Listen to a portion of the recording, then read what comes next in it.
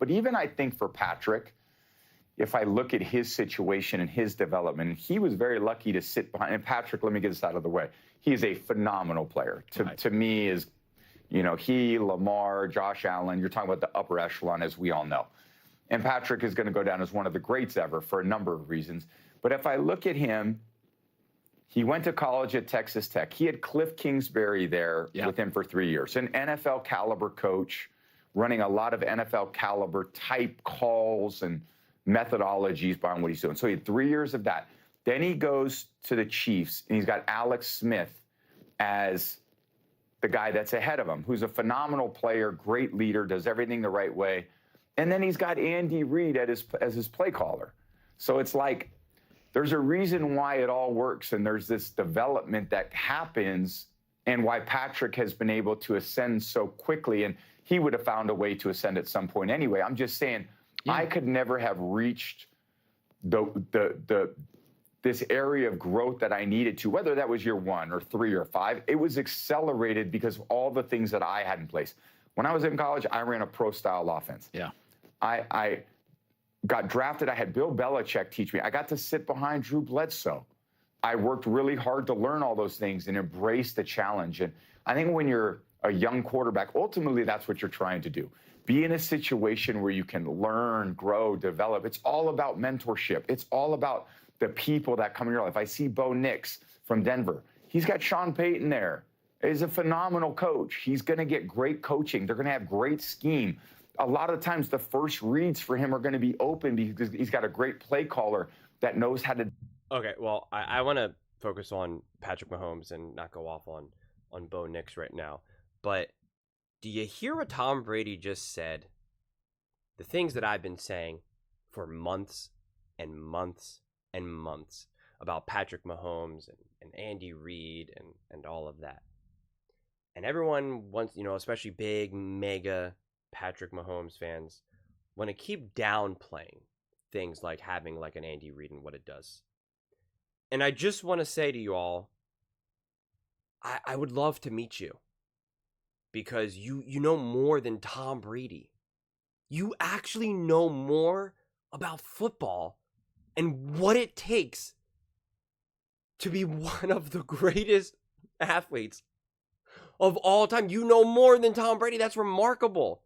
That is truly remarkable that you know more than Tom Brady. Did you hear what Tom Brady just said?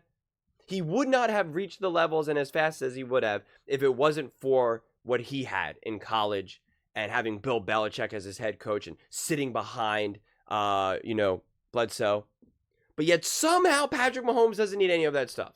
It had nothing to do with the fact that he sat for years. Someone told me literally today, Patrick Mahomes didn't need to sit behind Alex Smith. I'm sick of that narrative. Okay, sure. Oh, how many Super Bowls did Andy Reid win before Patrick Mahomes got there? Okay, sure. Whatever you say.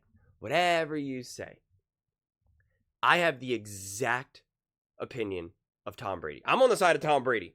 That's how I know I'm doing something right. That's how I know I'm reaching logical conclusions.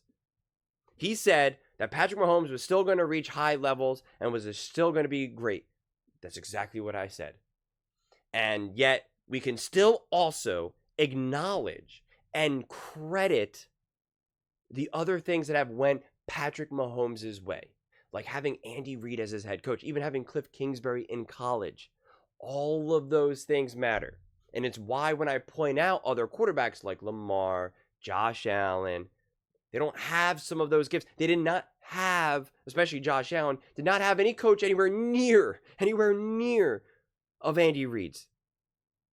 So the fact that people want to just give 100% of the credit for Patrick Mahomes, and then take away the credit from Andy Reid and Travis Kelce and any of the other gifts that Patrick Mahomes has had, but then give 100% of the blame for Lamar, Josh, and honestly any of these other older quarterbacks in the past that aren't even playing right now for why they didn't win enough or why they didn't win at all, whatever it may be. It's ludicrous. And if you have the opposite of opinion in terms of football, then Tom Brady himself, talking about the very topic that he knows better than anyone else, you could disagree with certain things with Tom, because I always say this, you can disagree with all-time greats, with pros, with coaches, whatever, right? It doesn't mean that every time a pro says something, it means it's 100% accurate. We know that's not true. We see it in TV all the time, right? We see it all the time. Ex-athletes, ex-coaches, whatever, say things where you're just like, well, that's wrong. And I'm on the record saying that oftentimes the better player you are, the more often you'll be wrong, especially when you're conveying things to an average audience, because you lived a completely different life. Your experience, Tom Brady's experience in the NFL is completely different. His ability to do things is in the top 0.00001%. Right? Like it doesn't transcend to even other NFL players, to other Hall of Fame players, right? Like he is the best of the best of the best of the best of the best of the best of the best, right? It's what Kobe Bryant, I always reference the Kobe Bryant quote. It's like, you know, he was getting frustrated with his teammates, and Phil Jackson had to be like, you can't get upset with them. This is literally the best that they can do. They can't get to that next level like you can. You are built differently. And when people are truly built differently, it's hard for them to, like, you know, to connect and express and experience what everyone else is experiencing. So you're seeing it from one GOAT to another say, this is how it goes. This is how it goes. You don't have people who make $100 a day tell billionaires how they made $1 billion. I'm pretty sure the billionaires know. But like, that's what we're kind of living in. So again, if we want to talk about scheme and schematics and what it takes to you know, how to be resilient, or what it takes to win, and some of these things, yeah, you could be like, I disagree with what Tom's saying. That worked for Tom Brady, but it doesn't mean it's going to work for everyone else. It worked for Tom because of Tom Brady's circumstances, because of Tom Brady's skill set, who he is as a person, his level of discipline, but it won't work for everyone, right? Like, we could unpack those things. And that, I mean, that's sports talk in a nutshell. But when he's talking about what is needed to truly reach the highest levels of quarterback play, I mean, who is anyone to disagree with Tom Brady? I mean, like, it's like, if anyone is to know, it's literally going to be him. Now, if you want to hear what does it take to be a great quarterback in the NFL, just a great quarterback, Tom Brady actually might not be the best person to ask. Seriously.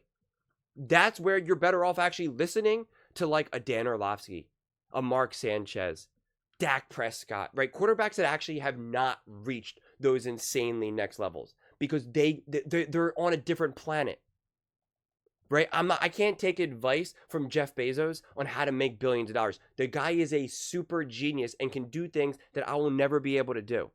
I need to listen to someone who made hundreds of thousands of dollars and has, you know, $2 million saved in the bank after working really hard and making $80,000 a year or something. That's who you got to listen to. Not the upper next level. So again, all of this has to be put into context. All of this stuff has to be balanced. But it's like, if you're on the wrong side of Tom Brady, when we're talking about quarterback play, quarterback greatness, you got to be humble, man. You got to look in the mirror and be like, well, maybe my opinion's wrong. If Tom Brady's saying the opposite of what I'm saying when trying to evaluate the greatest quarterbacks to ever live, I don't know what to tell you, I really don't. So I almost skipped this because, like I said, because of who Tom Brady is, I don't always listen to his interviews because, again, he lives in a different universe. It's just what he says is not always applicable, because what worked for him is so specific, because he had the GOAT coach, right? He himself is a GOAT, the GOAT currently, maybe not for long, who knows? So it's not always easy to listen to. That's why I really appreciate Mark Sanchez, Dan Orlovsky, etc. That's why I reference them. The players who haven't achieved those high levels of greatness had to work and experience the league differently, more realistically, more understandably than, say, a Tom Brady. Tom Brady was always destined for greatness, just like Patrick Mahomes. By definition, you can't be great without already having the ability to be great. It's just not possible. Okay? Go ask someone who's 5'3" if they have dreams of being a center in the NBA. It's not possible. You got to be born big enough to be able to do it. And that's who Tom Brady is, and that's who Patrick Mahomes is. Now how you get to the next level, how you squeeze all the juice out, Mark Sanchez doesn't understand that. Dan Orlovsky doesn't understand that. Right? Coach Mangini doesn't understand that, although maybe he does to a degree because he obviously worked with Tom. Who understands that? Andy Reid, Bill Belichick, Tom Brady, Patrick Mahomes. But those are just my thoughts. I'd absolutely love to hear yours. It's funny that I could just say I could repeat the same things that Tom Brady says, and I'm considered a Patrick Mahomes hater or Kansas City Chiefs hater, and yet you have Tom Brady saying, and it's like, I guess he's a hater? Doesn't make any sense. Let me know in the comments below. I read every single comment, so whether you agree with me or disagree with me, either way, let's get in some discussions. Let's get in some fights. But ultimately, let's just have some fun. And please do consider subscribing. We are building an amazing community here, and I'd absolutely love to see you part of it. I want to build something that we all genuinely feel connected to, something that we're really excited to be part of. I think we're well on our way to doing it. And please don't forget to give this video a thumbs up, as it really does help with the visibility and the algorithm. Thank you so much, and see you next time.